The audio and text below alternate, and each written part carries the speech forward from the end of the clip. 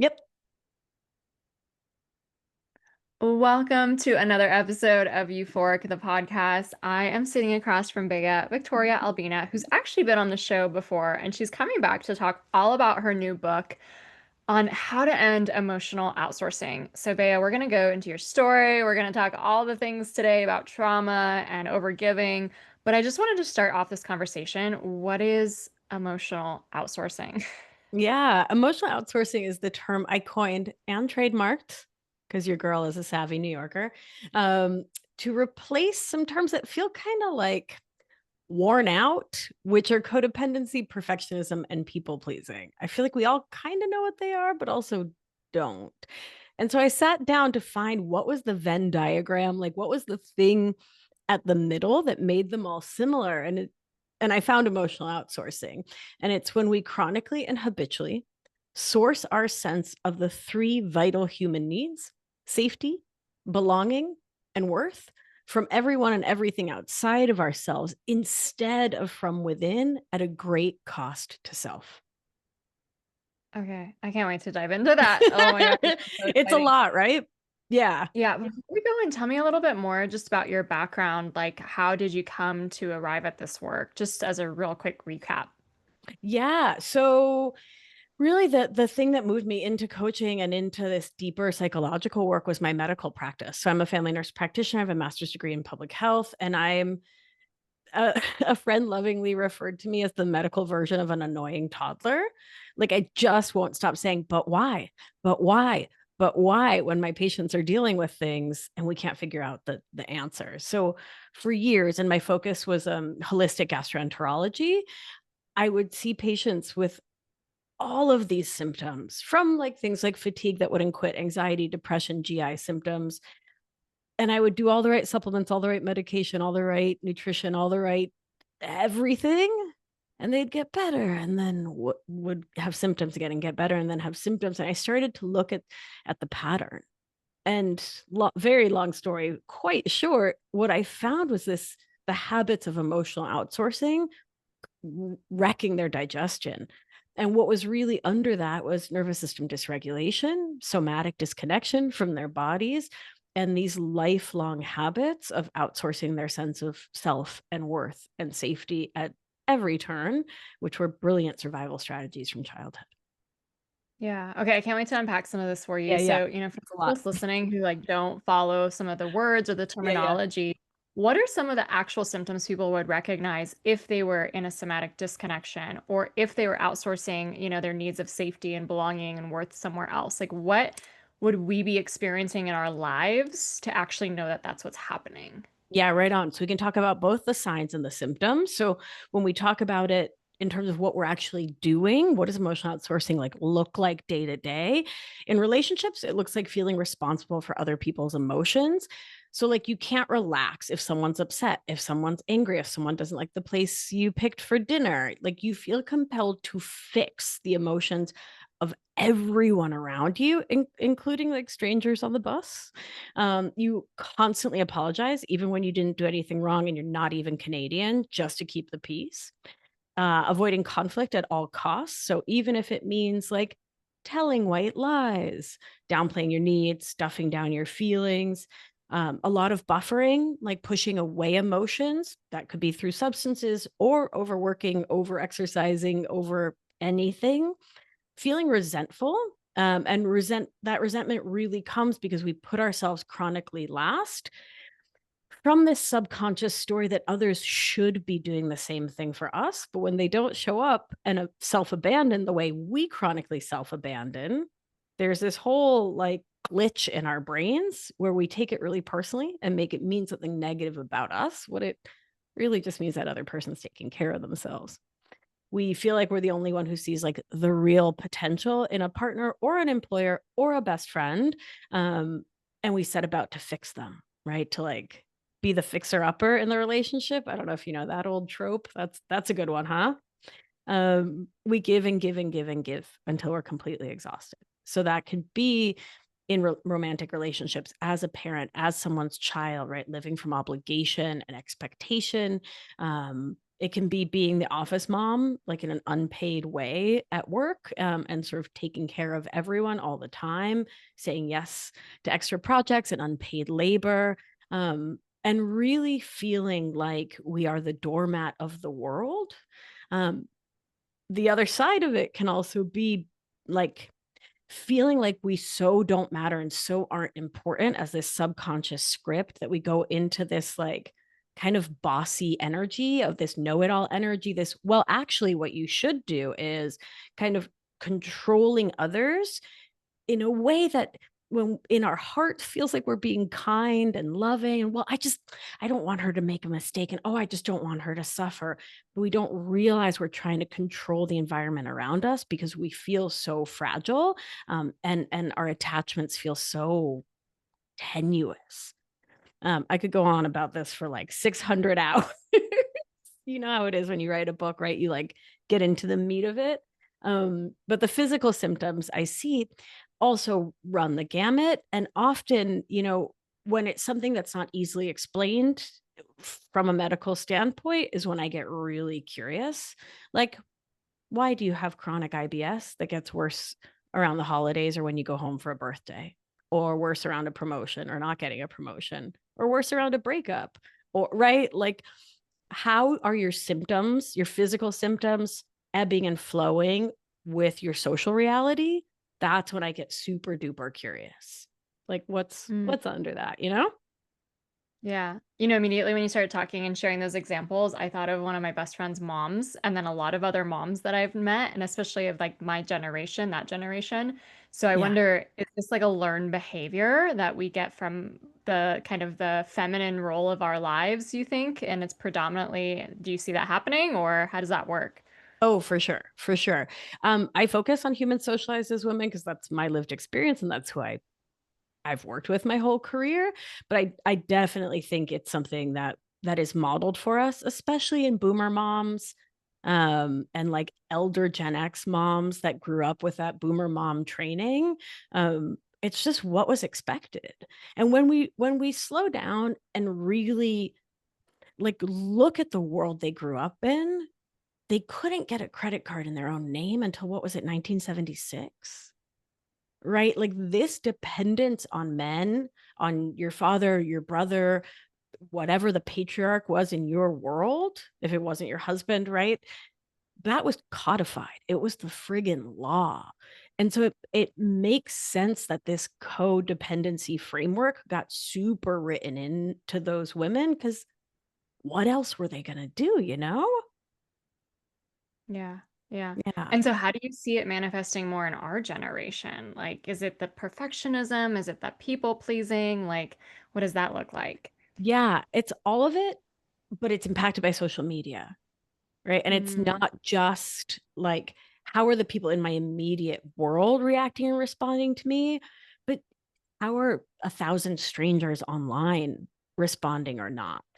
Right. And then projecting that desperate need for validation that we feel, not just onto your actual boyfriend or your actual best friend or whatever, but out into this huge cosmos of the internet. And I see us really creating these parasocial relationships with influencers, um, that can really influence our sense of self in these profound ways, right? So we're judging ourselves by someone else's airbrushed like Facebook, Instagram post of like the highlight reel of their life, and we're comparing our day-to-day, like our Wednesday afternoon, to that, and like of course we're coming up short. So it kicks in that perfectionist drive that says, I'm not worthy, I'm not good enough, I'm not safe or okay because my life's not as good as X influencer. hmm Yeah, I can definitely see that. Yeah. What would it look like when your nervous system is dysregulated? And what are some of the first steps you would help someone to really start to have a regulated nervous system? Yeah. So nervous system dysregulation can take on, um, sorry about that. Hold on. Could you hear those notifications? No, you're good, but we'll clap here just to let my I'm editor know.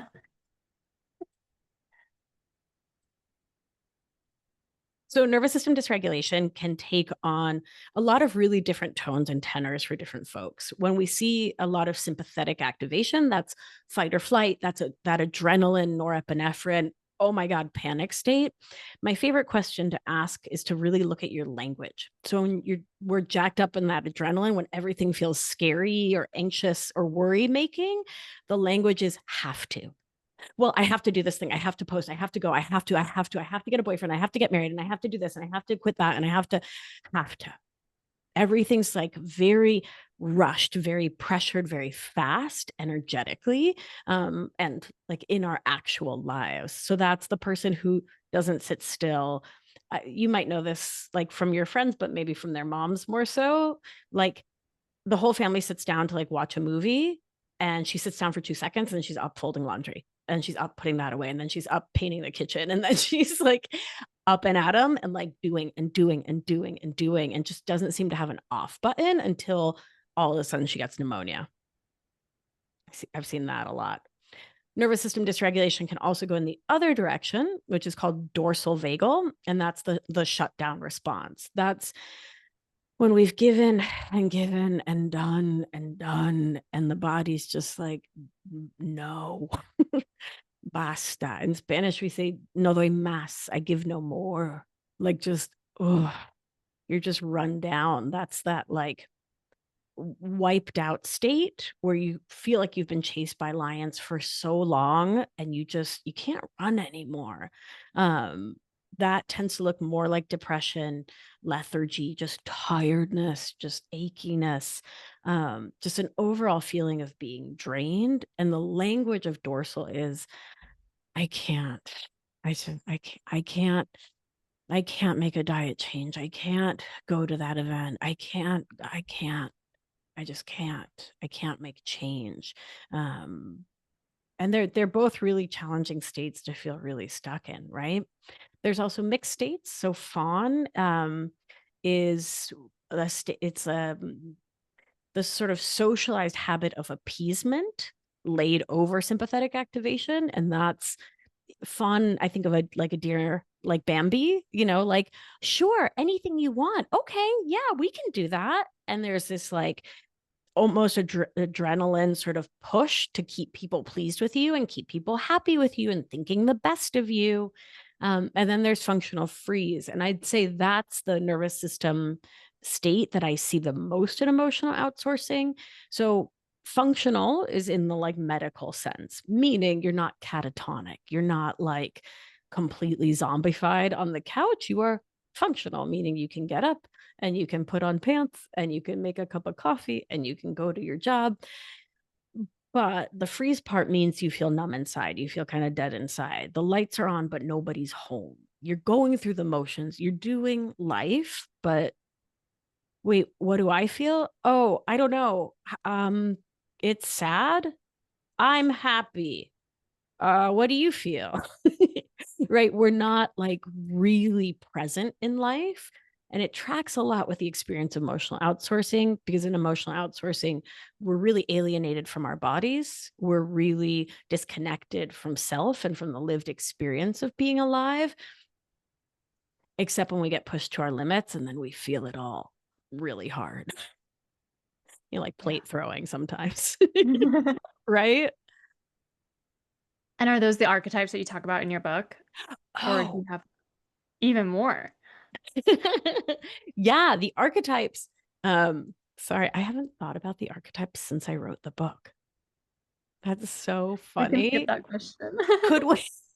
It's so Yeah, funny. yeah. No one's actually asked about it. And my brain is just like, there's the martyr. And like, oh my God, writing a book is so weird.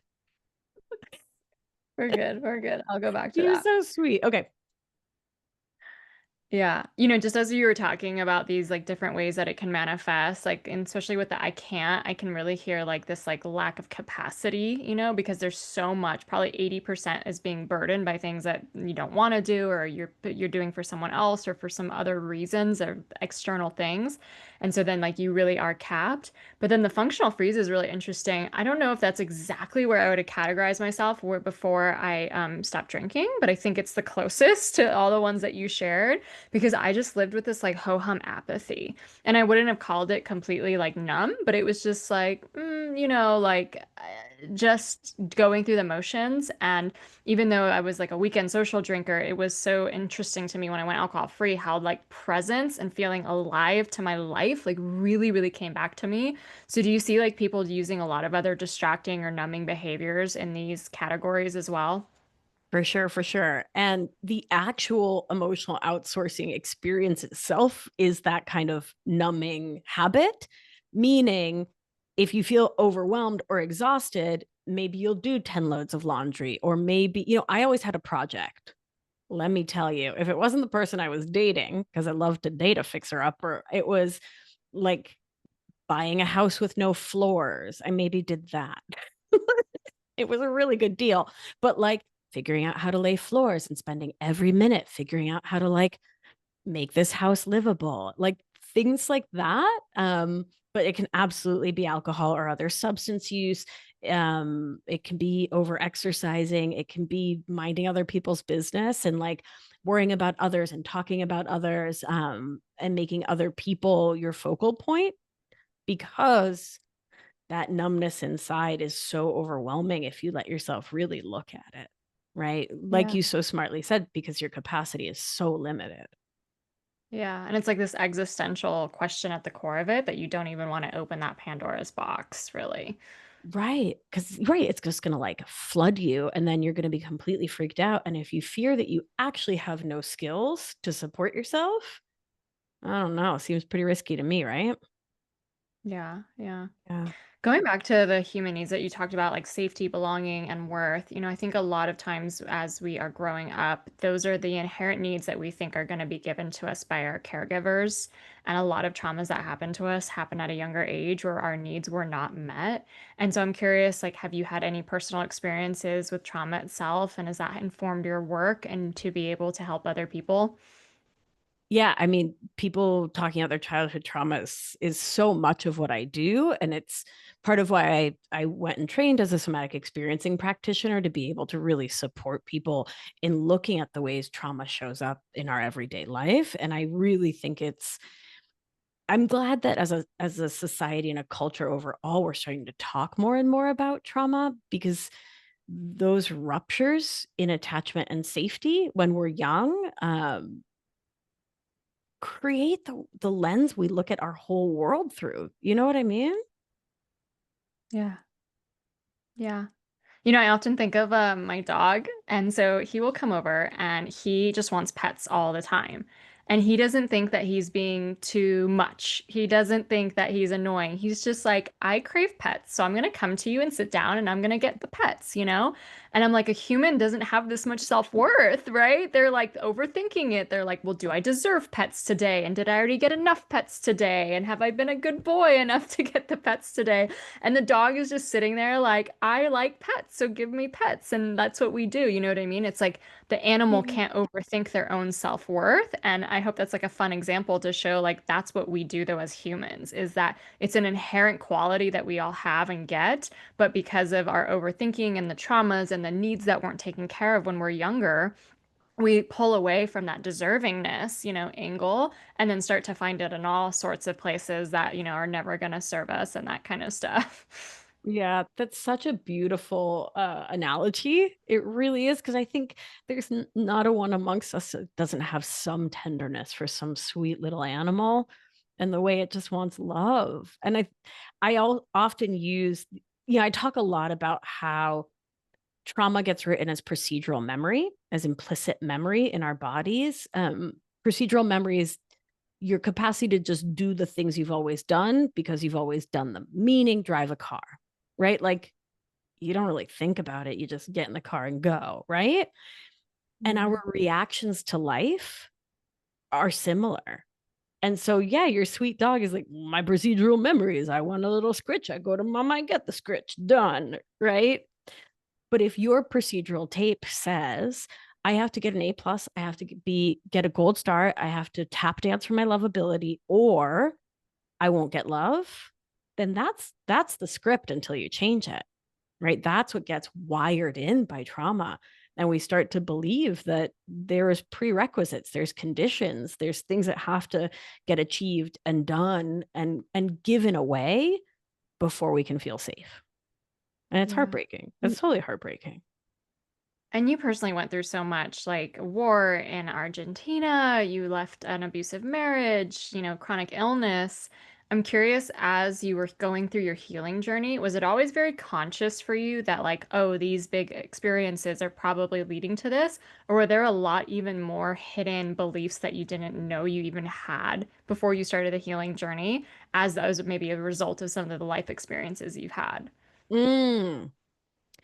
Yeah, I think there was a lot of sneaky thoughts that get sneaky written in, right? And that we don't realize it until we really slow down, which is what attracts me to somatics, right? It's the most potent modality I know for really slowing down and looking at what our experience is.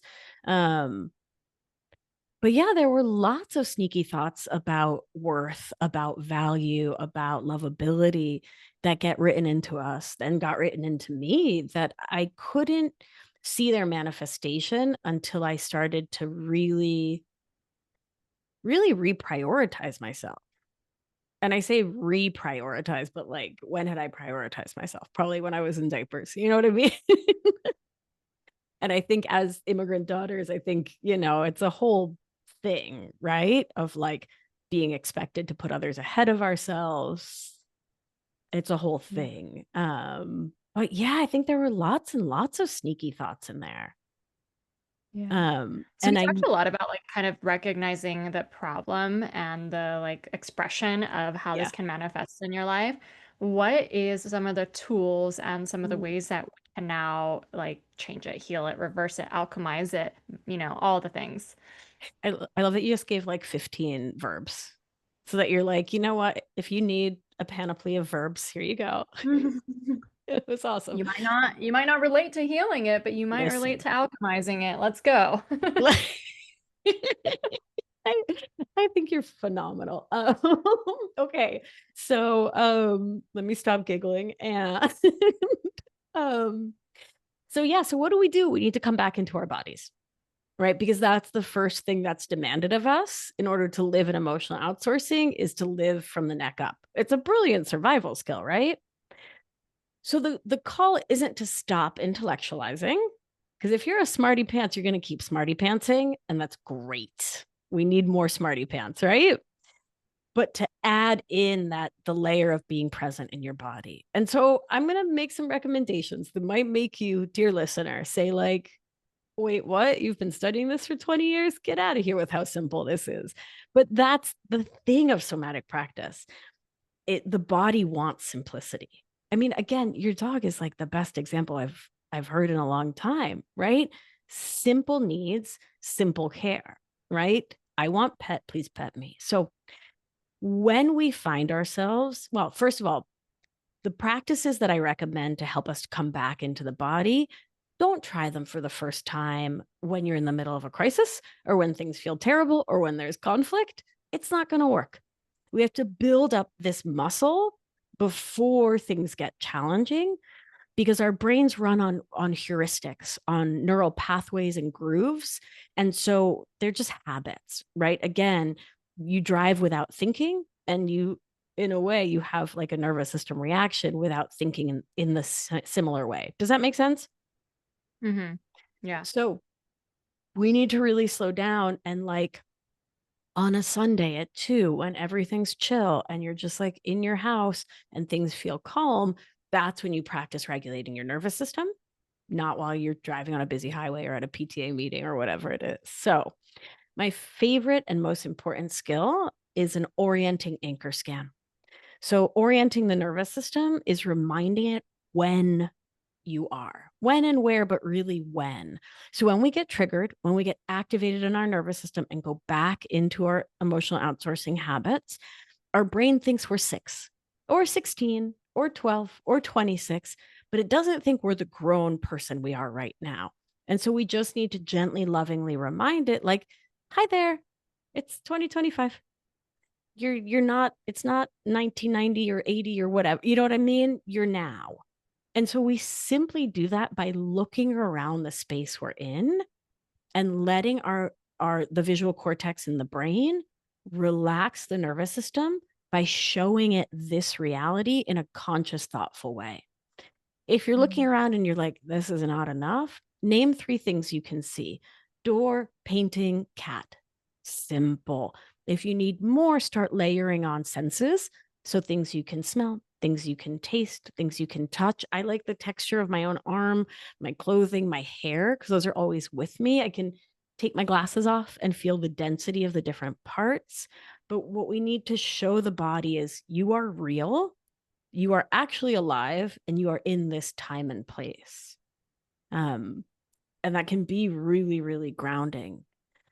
The next thing we can do is feel contact with something bigger than us. It helps the animal that is us to feel a little bit safer, by remembering that we're held. So that sounds fancy, but really feel your feet on the ground, but not in a cursory way. Like, really stop, really slow down, really put pressure down into your heel, into the ball of your foot, and start to move your weight around and feel the pressure changes.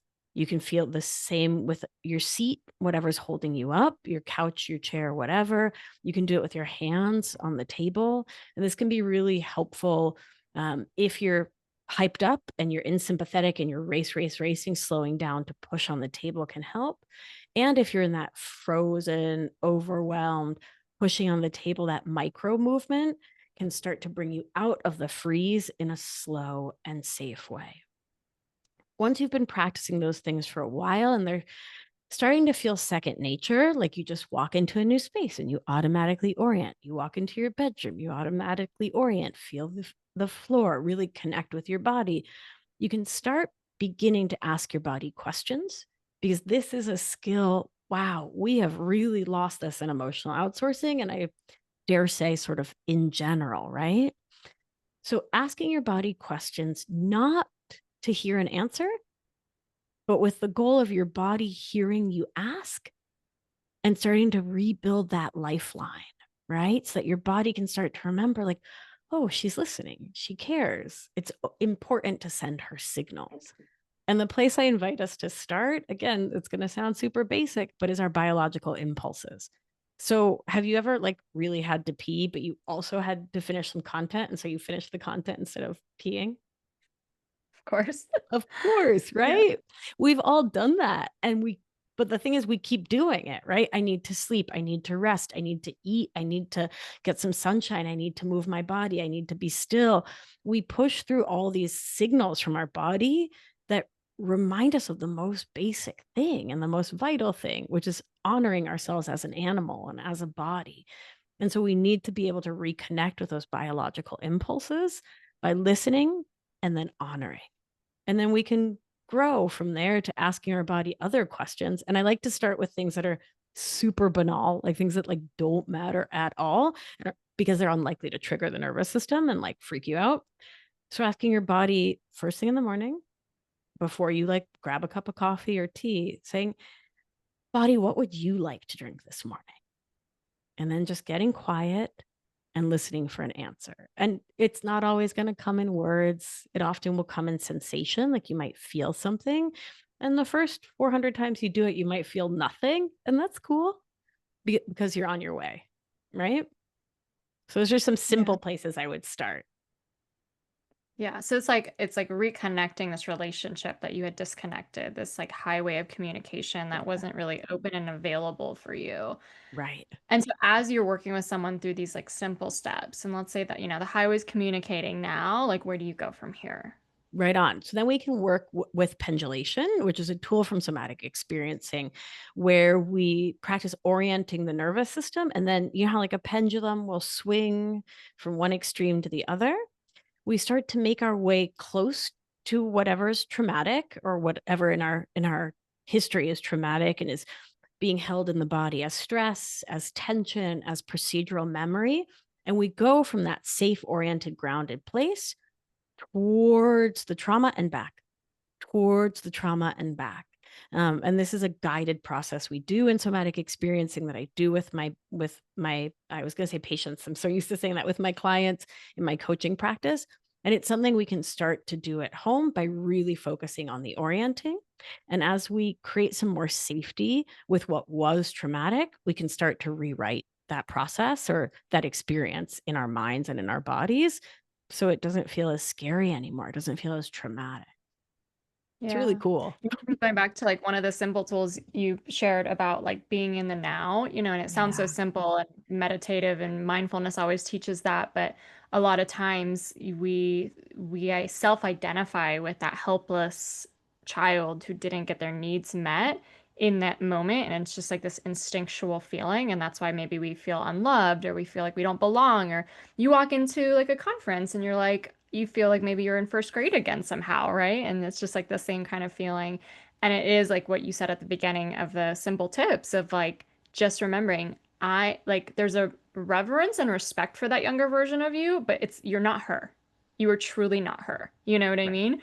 And you Yeah. kind of like disconnecting from that and being like, I am me now, today, in 2025, whatever age that is. And I think that's really, really powerful because it brings so much of that empowerment and that agency back to you. Right. Before we move on, tell me a little bit about what nervous system mapping looks like for Ooh, you and you share about that in your book. yeah. I think it's chapter 8. It's awesome. So it's really one of the most useful skills I think we can develop around the nervous system, which is understanding your nervous system. So we talked about general experiences of the nervous system, but what does you getting 1% or 10% more sympathetic look like? So if we make a map where ventral vagal, the safe and social, chill, easy, everything's cool, kind of relaxed part of the nervous system that can bend and flow and move is 0. What does and totally panic attack is 10, and totally catatonic, like you're out of it, is -10 of dorsal. What does +1 of sympathetic look like? What does +2, +3, and same towards dorsal, -1, -2 to being fully checked out. And when you can map the tiniest shifts, like, oh, I'm getting that pain in my jaw, that means I'm starting to get a little anxious, but like a tiny, tiny bit anxious, you can pause because you're hearing the whispers of your nervous systems instead of the screams, right? And so you can slow down, you can pause, you can, if you're in public or in a group, you can excuse yourself to the bathroom, and you can start to write. You can start to do a somatic practice. You can orient, you can ground, you can find your feet, you can do things that help you to understand not just why you're leaving that ventral vagal state, but what do you need in that moment? What do you need socially? Do you need some support from someone else? Do you need support from yourself? Do you need to change settings and locations? Is it time to leave the party? Is it time to leave home for the party? Like, what's actually going on and what's getting activated and triggered inside of you? And it's so amazing. It's like having like yeah, like an early detection system. So you don't have to freak out and throw a plate, or it doesn't have to get to that kind of a buffering, checked out, whatever state, because you just know early on. It has been so life changing. And yeah, just so amazing. Where would you say the like excited, overly happy, passionate, like where does that live on that spectrum? Yes. So this is great. So I make this really clear in the book that you don't need to map things that feel awesome. Like if it Okay. feels super great, like just let it ride. We don't need to work on it. We don't need to do a practice around it. But to answer your question, we're always some degree of sympathetic or some degree of ventral plus something else. Like that's the actual science of it. So like right, I love talking about this book. This is my life's work. I'm super passionate about it. I'm in ventral vagal because I feel I'm not anxious, but I'm excited. So it's like, what am I? 70% ventral and 30% sympathetic. But it's a nice sympathetic. It's a good sympathetic that like feels excited, right? But yeah, no, we don't need to map it if it feels awesome. Just be in it. Just live it up. Well, I think And what's so cool about your work is that you take just some, really lived experiences that so many people have, and you give it a phenomenon and a name and then tools to actually work through it. And it's nice when we are already such overthinkers as a society, and to be able to have these practices that aren't about overthinking your way out of it, which usually just gets you more trapped into it, is just so beautiful, right? mm, Where can people find the book? Where can they connect with you? well, first of all, I'm very honored by your kind words. Thank you very much. I'm a big fan of your work, so it means a lot to me. You can find the book at beatrizalbina.com/book. You can follow me on Instagram. I give good gram at my whole darn name, Beatriz, which is Beatrice with a Z in Spanish, Victoria Albina NP. Oh, and my Amazing. Well, we'll podcast. sure. I forgot I had one. Yes. It's called Feminist Wellness. Oh, I love that. Well, we'll be sure to include all that in the show notes. Thank you so much for coming in today and sharing all of this wisdom. I can't wait to read the book myself. I just, I know it's not out yet, so we're gonna have that book link in there so people can get it right when it comes out. And just congratulations on this work. It's one thing to help people really deeply in an intimate container, one on one, and that you will change so many lives doing that. But it takes another level of bravery to codify your work into a book that can literally be read by millions of people around the world. I'm so passionate by helping people write books, and I'm just so amazed by you that you did it because it's so special what you do, and it's like it would be such a disservice to the world if only, onesies, twosies, threesies around the world knew it. And so thank you for that. Thank you for that service to the world. Thank you.